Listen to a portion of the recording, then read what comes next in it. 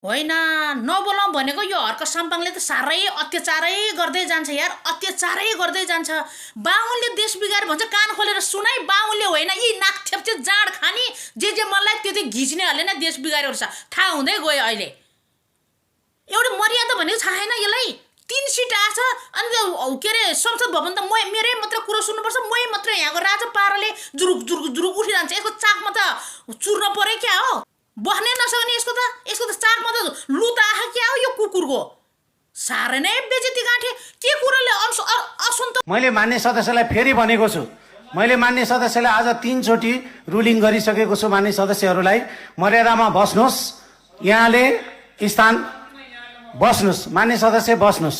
यदि यो सदनमा नागरिकको यस्तो छ हामीले प्रश्न सोध्न पाउने हो कि होइन, हामी त्यो प्रश्न गर्छौँ। हामीले प्रश्न फरक व्यवहार, अभद्र व्यवहार यहाँहरूले गरिरहनु भएको छ।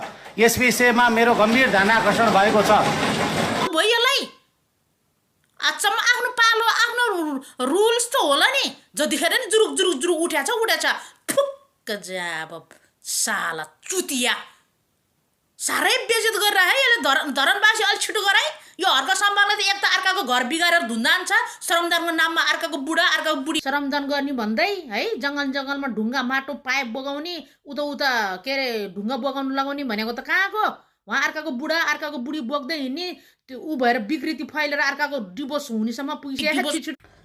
यो हर्का बौलाइसकेको छ, बौलाइसकेको छ हर्का साम्पाङ गइसक्यो। अब हर्का साम्पाङलाई संसद भवन होइन के, हर्का साम्पाङलाई राँचीतिर पठाउँछ। राँचीतिर बरु इन्डियामा त्यो राँचीमा लगेर उगारे हुन्छ। क्युआर कोड उठाएको पैसा कति बाँकी छ कुनी, यसो 2-4 लाख खर्च गरेर राँची लगेर औषधि गरेर लिएर आऊ। अनि बल्ल भोलि गएर चाहिँ के भन्छ अरे, अब 5 वर्षपछि चुनावमा चाहिँ अलिक होस आउँछ कि। नत्र भने यो हर्का गयो, यो हर्का काम छैन। हेर हर्काको केही काम छैन। छिटो राँची लगेर उपचार गरेर लिएर आऊ है हर्काको सपोर्टरहरू, नत्र काम छैन।